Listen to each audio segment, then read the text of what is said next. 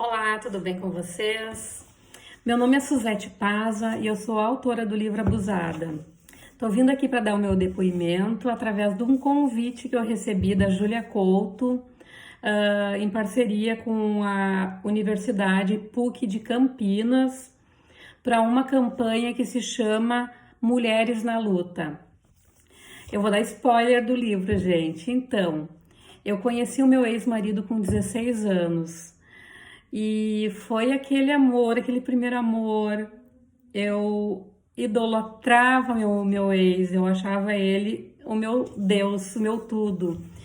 E logo no início do namoro, tinha índices de quem ele era, mas eu era extremamente ingênua, não entendia nada sobre abuso e me casei com 19 anos. Com isso, eu saí da minha cidade natal e fui morar numa cidade a 350 quilômetros, longe do convívio da minha família, longe do convívio dos meus amigos. Então, a minha referência para tudo era meu ex. Lentamente, gradativamente, ele foi mudando a minha personalidade. Eu era uma pessoa extremamente extrovertida, sempre gostei de sair, gostei de música, gostei de dançar. E ele fez com que eu acreditasse que eu não gostava mais de sair. Isso lentamente foi acontecendo. Ele começou a criticar o meu corpo, a minha atitude, a minha maneira de agir, a minha maneira de falar, a maneira que eu me expressava. Isso foi gerando muita insegurança em mim. E também atrair. Ele me traía muito, muito, muito. E isso fazia com que eu não me achasse uma pessoa suficiente. Eu me sentia muito inferior, porque eu não conseguia dar o que ele queria, entende? Na minha cabeça, eu não era boa o suficiente. E cada vez isso foi aumentando mais. Quando meu filho fez 4 anos, ele se envolveu com a secretária, olha que coisa mais clichê, né? Ele se envolveu com a secretária da nossa empresa, e aí eu resolvi dar um basta e me separei. Fui morar numa outra cidade, porém eu não encerrei contato com ele, porque nosso filho tinha 4 anos, e ele todo fim de semana ia para ver o filho.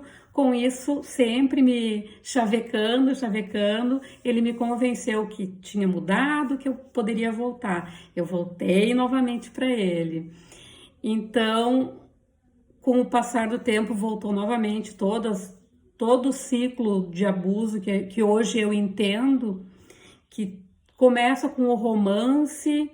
Do romance começa uma tensão, até que acontece uma explosão, e daí romance é um ciclo vicioso. Eu só fui compreender isso 31 anos depois. Olha que coisa maluca, né?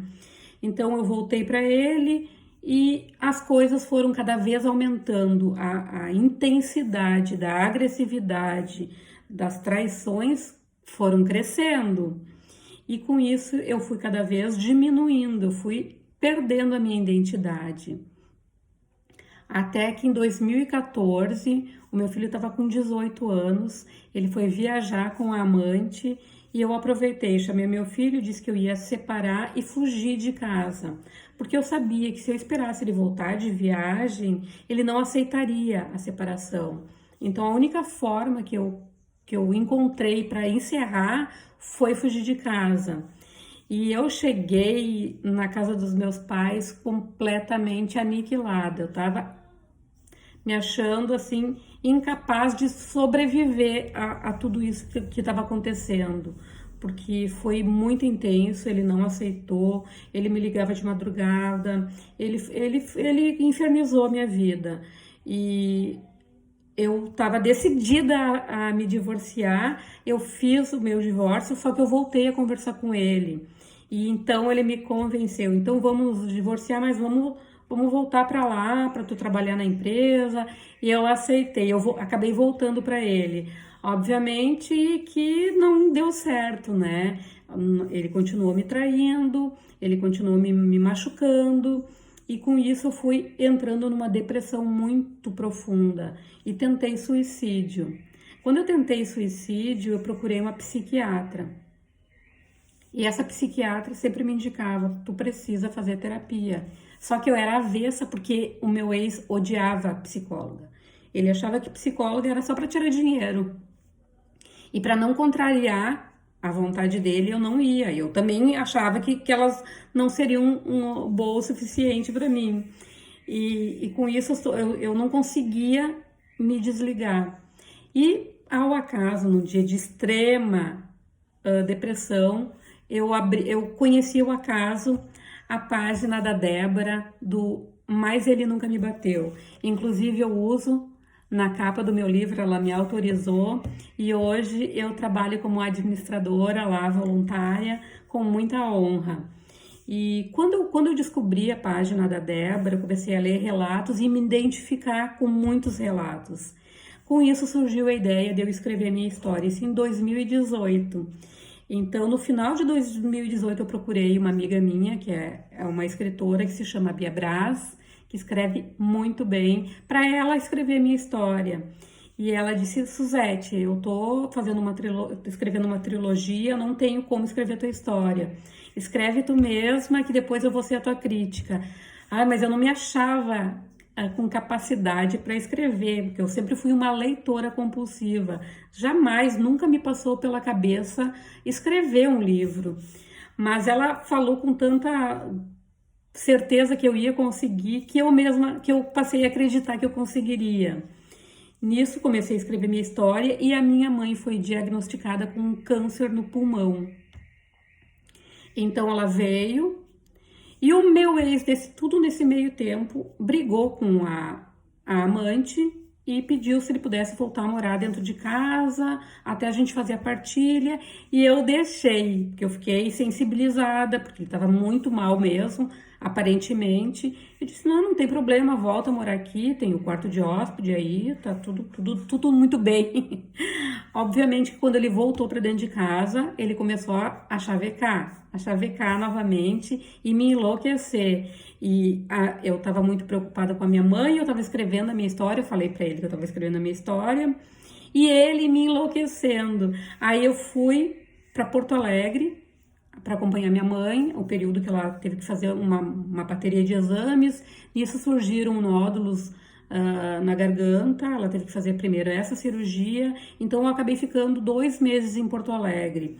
Em fevereiro, minha mãe fez a cirurgia e o que aconteceu? Meu ex trocou as fechaduras da casa, eu não consegui mais voltar para minha casa.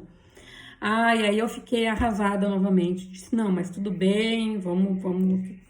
Eu ainda acreditava que ele pudesse mudar de ideia. Não, ele não vai ser tão ruim assim. Poxa, eu deixei ele entrar dentro de casa. Agora eu vou me preocupar com a saúde da minha mãe e vou lançar meu livro. Então eu vendi o meu carro para conseguir imprimir os livros e fiz os lançamentos sempre na ingenuidade de acreditar que ele pudesse mudar de opinião e a gente pudesse resolver amigavelmente. Não queria ainda denunciá-lo, porque inconscientemente uma parte minha queria proteger a reputação dele. Olha que coisa maluca, gente. Então, quando eu vi que ele não tinha alternativa, eu fui na delegacia, fiz a denúncia e eles me orientaram que eu tinha que pegar um chaveiro para arrombar a minha própria casa, né? Eu fiquei um período com a minha mãe para ela se recuperar, depois eu fiz isso, então tive que arrombar a minha casa para entrar. Quando eu estava dentro da minha casa, que eu achei, bom, agora eu vou resolver através de justiça, porque eu estava completamente descapitalizada também, gente. Já tinha gasto o dinheiro da venda do carro para poder lançar o livro, a fazer os lançamentos, e eu estava muito preocupada, muito preocupada. Só que pelas minhas costas, o meu ex tinha entrado com pedido de reintegração de posse, sem eu saber. Levou documentos dizendo que ele que era o dono da casa e ia acontecer uma audiência, só que eu não recebi essa intimação. Então no dia da audiência, o que aconteceu? Eu não compareci e ele ganhou essa liminar, a revelia, acho que chama. E aí, numa sexta-feira, eu estava em casa com a minha mãe, duas amigas à minha sorte, e o meu irmão tinha saído para comprar alguma coisa e estava minha sobrinha. De repente, eu olho para fora, a minha casa foi arrombada e invadida pelo meu ex, pela amante, pelo chaveiro e o oficial de justiça. O oficial de justiça não me ligou, ele tinha meu número, não me ligou. Eles invadiram a minha casa, ele pegou a minha carteira de dentro da minha bolsa, pegou o celular da minha mãe, o meu ex. E foi um horror, foi um horror, foi a coisa mais traumática da minha vida, a coisa mais traumática da minha vida. E eu fui expulsa da minha própria casa, sem nada, sem nada. Eu não tinha nem carteira de motorista porque ele tinha roubado a minha carteira. Mas eu peguei o carro e fui assim aos prantos para casa do meu irmão. E porque eu também não ia ficar lá brigando, discutindo, eu não tinha advogada e como a gente sabe, eu já sabia que os índices de feminicídios acontecem quando há essa ruptura, né? Quando a vítima encerra com o ciclo, então eu achei melhor me afastar. E o meu filho também, né, me aconselhou. Eu fui para casa do meu irmão, só que eu fiquei arrasada, arrasada. E para mim reerguer foi muito difícil. Aí o que aconteceu? A minha mãe emprestou o carro dela para mim, o meu filho fez um marca-páginas de presente e eu comecei a trabalhar como motorista de Uber em Porto Alegre. Aí todas as pessoas que entravam no meu carro entregavam um marca-páginas para falar do meu trabalho, do meu livro, para tentar vender o meu livro. E com isso eu fui me reerguendo, fui dando a volta, fui conseguindo superar todos os baques que aconteceram. Eu conheci muitas pessoas com esse trabalho, foi maravilhoso, eu tenho muito orgulho de tudo que eu fiz. E fui convidada para participar do Fórum Social Mundial de Porto Alegre, participei de rodas de conversa em São Paulo, fui para o Rio. Foi assim muita loucura, muita coisa, né? E a minha página do Instagram, onde eu escrevo textos para auxiliar vítimas, também tem crescido bastante. Quem quiser me seguir lá é @autora Suzete Paza. E eu também estou como administradora da página da Débora, que é o Mais Ele Nunca Me Bateu. E é isso, essa é a minha história, espero que vocês tenham gostado, porque a gente se unindo, botando para fora tudo o que acontece, a gente vai conseguir diminuir pelo menos o ciclo da violência, porque toda mulher tem uma guerreira dentro de si, uma vencedora capaz de unir-se a outras e juntas combater a violência. Muito obrigada pelo convite. Beijo.